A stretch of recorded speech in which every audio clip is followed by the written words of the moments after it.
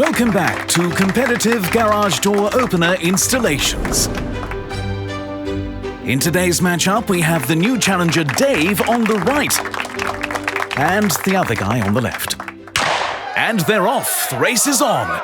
Dave is off to a great start, and he grabs his handle and easily mounts Dave into place. Oh, and the other guy doesn't have the handle. Appears to be struggling, and he's had to bring in some help. Oh, and what's this? Dave's already setting up his wireless control console. What's the other guy up to? He's going to have to drill into concrete to run that conduit and wire. Hold on.